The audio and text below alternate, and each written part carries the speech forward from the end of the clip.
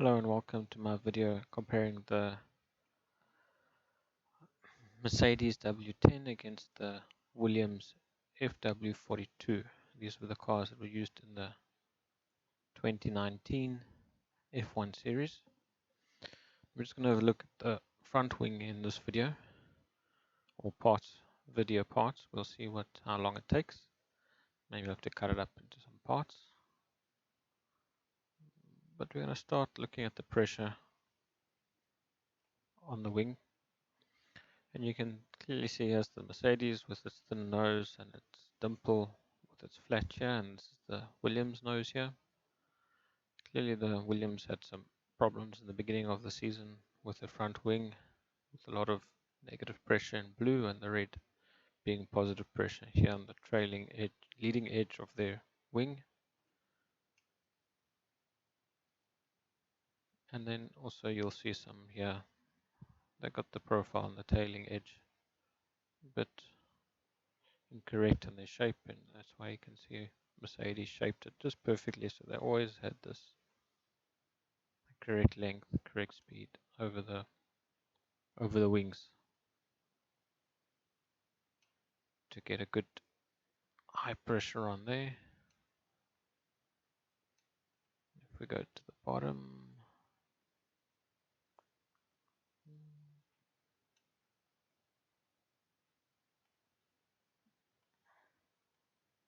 yeah, you can see the Mercedes here with all the blue being the low pressure, and on your slight edge here, while the Williams has quite a lot of red, which is actually high pressure underneath the wing, which might have been causing some of the problems that they had with the car.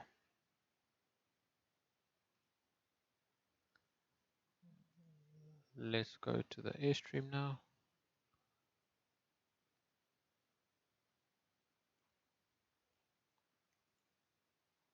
We will start off with the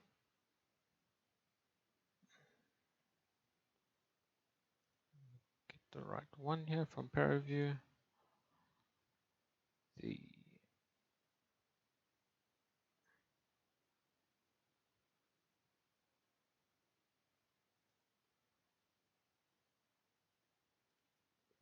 Y250 one. It's the one that most people talk about when they're doing the videos and everything.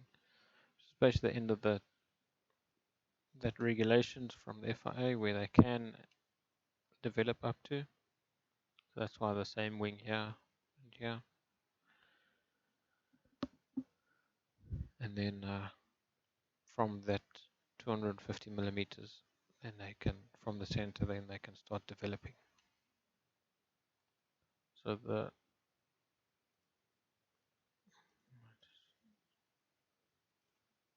change the view to velocity. So the velocity on both these cars is at 55 meters per second, which is around 200 kilometers an hour. And then you can see the vortex that is made. It seems the Mercedes one is a lot neater, and the Williams is not as neat or together as the Mercedes one. Probably got to do with this wingtip needs to be probably extended down, and which a lot of the teams did. They brought it all down to try and get it. So if we just take it away quickly, there, that line there, and then you can see the Williams is a bit more angled here. So there's the McLaren, the Mercedes, excuse me, it's nice and straight.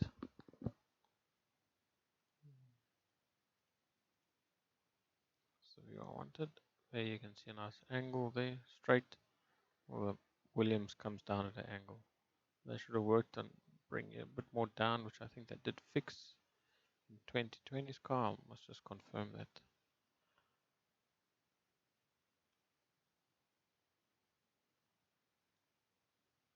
So there you can see that a lot more together, compressed.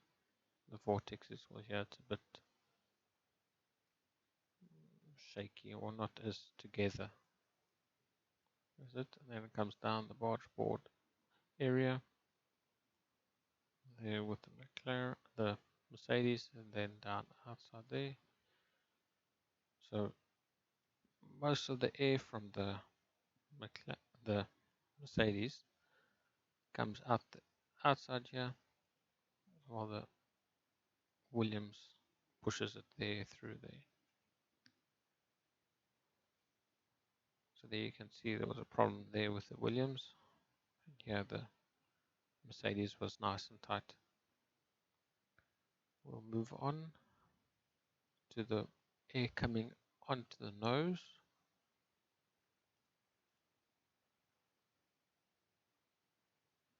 So let's start with the Williams.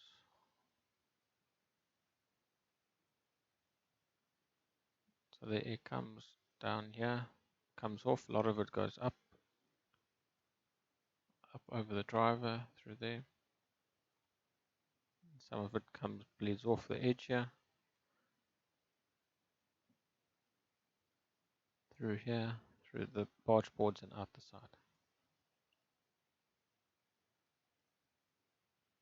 Also with the nose, you can see the pressure is very different from the Williams and the Mercedes. There's no S-duct work on this, so there's probably a bit of issues here from the airflow, this pressure. Then you can see how much air comes here and the pressure difference here on the side. And also the cape, high pressure there and not so much high pressure here, but there's a back high pressure but not there. And this has probably got to do with this dimple that I said in my previous video with the Mercedes, how this causes the narrowness of the nose, and this shape here they use to push the air off down the side through the barge boards, working the cape a bit more and the barge board area and then the floor.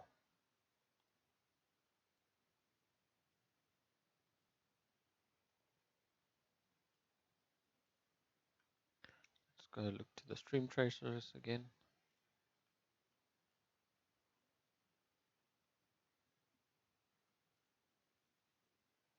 Now with the Mercedes, there you can see the air gets separated and comes off the edge here. Not so much goes over, a lot more comes down the side, through the barge board area and out the back.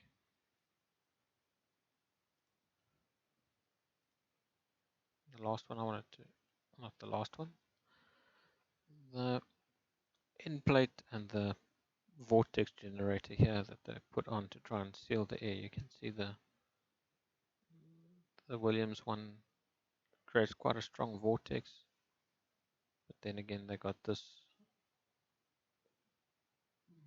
high pressure that they get and this large vortex that goes out to the side.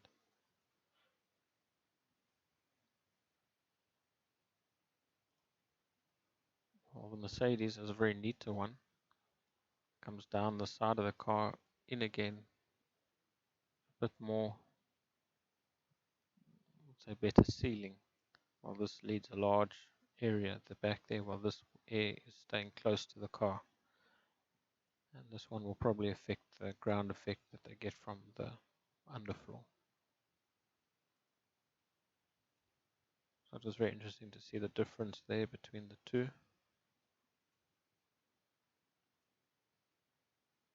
So there and there.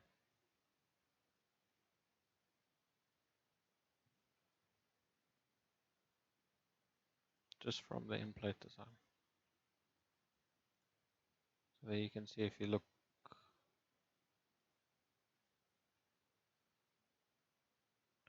straight on, you might not think it's much different. But you can see the shape here at the back. Over there, going narrow to try and compress it. The Williams is just straight, and then they get this big bleed off vortex off to the side. Now I wanted to see the air coming off the nose and the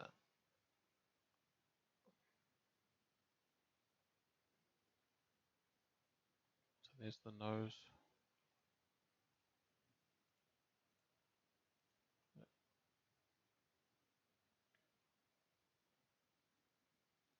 So you can see the Mercedes, what they did with their air from the nose going straight through the air box, or through the radiator and out through the car, and some of it then gets worked by the barge boards out to the side. The Williams cars mainly, they're working it out to the side, and a lot of it comes underneath the car and out to the side. So now this was a problem as well, because if they're not sealing the air here, it's just going to come out and not go through to the diffuse at the back and create more suction, more downforce for the car. So they had bad sealing down the edge, while the Mercedes had good sealing down the edge, which was helpful, creating more downforce for the car.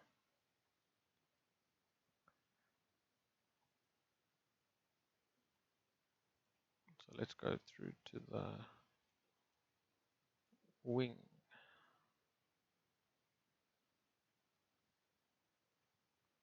Now, yeah, you can start seeing the different philosophies of the wing design. Mercedes has a large air, and the air always comes out and in. Here the air came in, a lot went here through the barge boards. So there you can also see Mercedes pushing it here, then pushing it up and over, while the Williams is rather trying to get it around the edge of the car. So they're through here.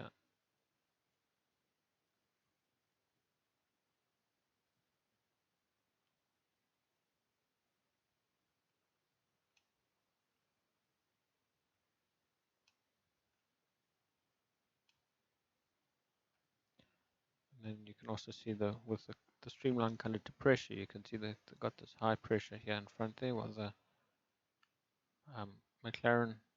the Mercedes has this smaller area here, and the Williams has this large area of pressure here.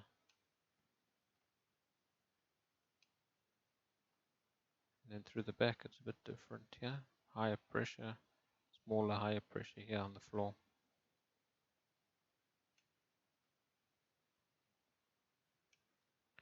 We'll look at that in a different video. So I just want to put on all the stream traces. Then you'll have, there's a nice view of the two different design philosophies that the two different teams used. And also a bit of skill.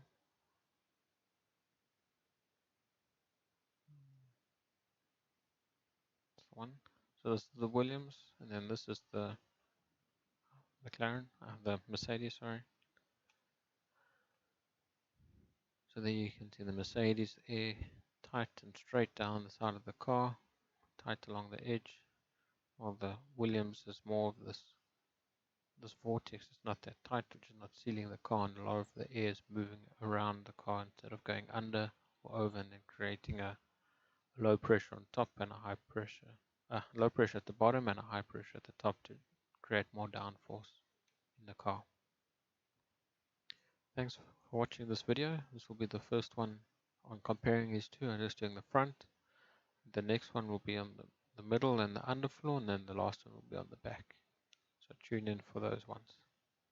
Cheers.